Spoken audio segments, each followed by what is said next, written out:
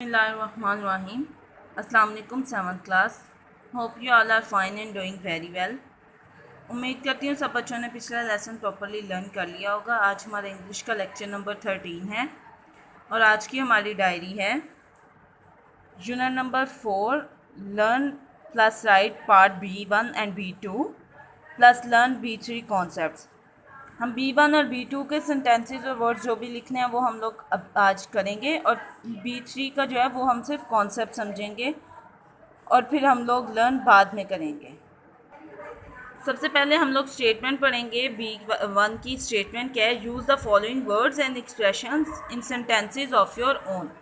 कि मुंदरजा झैल जो लफ्ज़ हैं या फिर इजहार किया गया लफ्ज़ों का, उनको हम लोगों ने अपने जुमलों में इस्तेमाल करना है। पहला हमारा वर्ड है इन द स्मॉल आवर्स, यानी थोड़े ही वक्त में। इसका जुमला क्या होगा? स्मॉल आवर्स का मतलब होता है जल्दी या फिर थोड़े वक्त में। सेंटेंस देखें उसका। He use to get up in small hours and pray. वो जल्दी उठना पसंद करता है और नमाज या दुआ इबादत करता है। नेक्स्ट वर्ड है हमारा ड्राइंग नियर, करीब लाना, ये करीब आना। सेंटेंस है इसका हमारा the time of announcement was drawing near. ऐलान का वक्त नज़दीक आ रहा था। नेक्स्ट वर्ड है हमारा ट्राइफलिंग विथ। इसका सेंटेंस है he said trifling with the burned bread in his plate. Trifling का मतलब होता है थोड़ा सा। वो अपनी प्लेट में थोड़ी सी जली हुई रोटी के साथ को लेके बैठा हुआ था। नेक्स्ट वर्ड है हमारा विदाउट डाउट, बगैर किसी शक के। सेंटेंस होगा इसका he was innocent in that crime without doubt. वो बगैर किसी शक के इस इल्ज़ाम से बरी था, यानी वो मासूम था कि बगैर उस पर गलत इल्ज़ाम लगा था। नेक्स्ट वर्ड है हमारा नो सूनर हैड, कि अब मज़ीद नहीं रखता। No sooner had he entered the room then the guest disappeared. जब तक वो कमरे में दाखिल हुआ मेहमान जो वो जा चुके थे। नेक्स्ट वर्ड है हमारा सर्कमस्टांसेस, यानी हालात।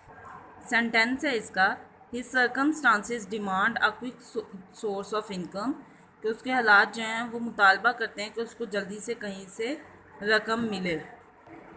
नेक्स्ट वर्ड है हमारा एम्बिशन। एम्बिशन का मतलब होता है मकसद। She has no ambition in her life, उसकी ज़िंदगी का कोई भी मकसद नहीं है। लास्ट वर्ड एच है हमारा ऑडियस गुड टेस्ट, कि अजीब सा जो है अच्छा जायका। ऑडियस होता है अजीब। She has developed an odious good taste for chewing gum. उसने जो है च्युइंगम को चबाने के लिए अजीब सा जो खुशगवार जायका अपने मुंह में डेवलप पैदा कर लिया है, यानी कि वो बबल चबाते रहने की आदत। अच्छा, अब आप लोगों ने ये जो सेंटेंसेस हम लोगों ने पढ़े हैं बिल्कुल उसी मेथड से करने हैं जैसे हम लोग करते थे। पहले आप वो स्टेटमेंट लिखेंगे use the following words and expressions in sentences of your own. उसके बाद आप फर्स्ट ए वाली हेडिंग देंगे एक साइड पे और उसके आगे ही आप लोग जो हैं वो वर्ड लिखेंगे। जो जैसा कि हमारा फर्स्ट सेंटेंस है in the small hours, centre में उसको लिखेंगे, कैपिटल लेटर्स में लिखेंगे और उसको अंडरलाइन करेंगे। फिर आप लोग अपना ये सेंटेंस लिखेंगे और उसके बाद आप लोग क्या करेंगे, सेपरेशन लाइन लगाएंगे और नेक्स्ट इसी तरह करेंगे। जब आपका B1 पार्ट कंप्लीट हो जाएगा तो एंडिंग लाइन लगाएंगे और उसके बाद B2 पार्ट जो है स्टार्ट करेंगे। अब हम B2 की स्टेटमेंट पढ़ेंगे। क्या है? फाइंड अ वर्ड और an expression in the story that is exactly the same of those in the list below. When you have found the correct words, use them in sentences of your own. उन्होंने कह के कहानी में से जो है हम लफ्ज़ या इजहार का इस्तेमाल करें। जो लफ्ज़ इस्तेमाल किए गए हैं वो इन जो है फ्रेजेस टाइप हमें या वर्ड्स दिए गए हैं उनके लिए इस्तेमाल करें, जो स्टोरी में से लेके। उन्होंने हमें कुछ अपने से वर्ड्स दिए हैं, फिर जो वर्ड्स ढूंढेंगे उनको हम लोगों ने सेंटेंसेस में भी यूज़ करना है। हम ये जो है इकट्ठे ही करते जाएंगे। हम एक वर्ड लिखेंगे और साथ ही उसका सेंटेंस लिखेंगे। पैटर्न आप सेम फॉलो करेंगे जैसे ऊपर वाले का, सेंटर में लिखेंगे, लेकिन बस फिर इसके बाद आप लोग एक साइड पे इसका लिखेंगे वर्ड। पहले वर्ड लिखेंगे, फिर उसके बाद नीचे सेंटेंस की हेडिंग देके सेंटेंस लिखेंगे। पहला हमारा वर्ड है अ पीरियड ऑफ रिफ्लेक्शन और थॉट, वक्त का एक दौरानिया या ख्याल। इसके लिए स्टोरी में जो है वो क्या वर्ड यूज़ हुआ है? यानी सोचना किसी वक्त के बारे में। इसके लिए वर्ड यूज़ होगा म्यूजिंग, और साथ ही इसका आप सेंटेंस लिखेंगे। Sometimes I fail into a dream of musing, बाज़ मैं जो है हैरत में या ख़्यालों की दुनिया में खो जाता हूँ, ख्वाबों में खो जाता हूँ या खो जाती हूँ। नेक्स्ट वर्ड है हमारा ब्रोकन इनटू पीसेस, टुकड़ों में टूट जाना, बिखर जाना, और इसका हम लोगों का वर्ड होगा शैटर्ड, यानी बिखर जाना। शैटर्ड का मतलब भी होता है बिखर जाना। और इसका सेंटेंस देखें आप लोग, everything is shattered after storm, हर चीज़ जो है तूफान के बाद बिखर गई है। नेक्स्ट वर्ड है हमारा सीरियस, संजीदा होना। इसका सिनोनिम होगा सोम, एंड जो है वो साइलेंट होता है। सोम में जो है आपका इसका मतलब होता है तन्हाई, यानी संजीदा ही होना। और इसका सेंटेंस होगा ही वॉज लुकिंग वेरी सोल्म, वो बहुत ज़्यादा संजीदा और तन्हा दिखाई दे रहा है। अब पर्सन हाइट, यानी एक आदमी का कद, तो इसको हम क्या कहते हैं, प्रॉपर वर्ड क्या इसके लिए यूज़ होता है। एक तो हाइट होता है, इसके अलावा यूज़ होता है स्टैचर, कदो कामत इसका भी मतलब होता है। He was a man of small stature, वो छोटी कदो कामत का इंसान है। नेक्स्ट हमारी स्टेटमेंट है state of great comfort and often expense, कि जो है वो होती हमारी सुकून की हालत जो कभी कभार महंगी भी पड़ जाती है। कौन सी हालत होती है, यानी वो हमारी होती है ऐशो आराम जो होता है हमारा, उसको कहेंगे। उससे रिलेटेड वर्ड है हमारा लग्जरी, यानी ऐशो आराम। और इसका सेंटेंस हमारा होगा she is living a life of luxury, वो ऐशो आराम वाली ज़िंदगी गुजार रही है। A small piece of coal और wood that is glowing in a dying fire, मतलब बुझती हुई आग में जो है कोयला और या लकड़ी का जो टुकड़ा होता है, रोशन होता है, उसको हम क्या कहते हैं, कोयला जो होता है। ठीक है, राख में से कोई एक चिंगारी जो नज़र आ रही होती है वो कोयले की होती है।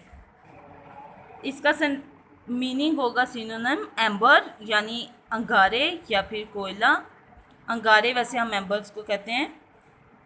The burning एम्बर्स were casting a great glow, जो जलते हुए अंगारे थे वो तेज़ जो है रोशनी दिखा रहे थे, तेज़ रोशनी दिखा रहे थे, डाल रहे थे।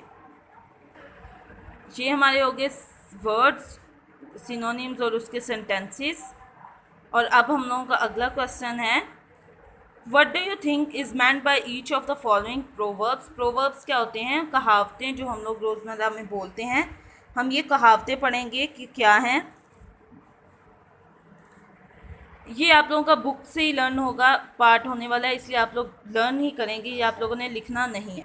अच्छा, पहले हम लोग ये वाले पोर्शन में से क्वेश्चन B3 में से जो है वो प्रोवर्ब्स पढ़ेंगे और उसको साथ ही उसको रिलेट कर देंगे B4 के साथ, और ये भी आप लोग साथ ही लर्न करेंगे।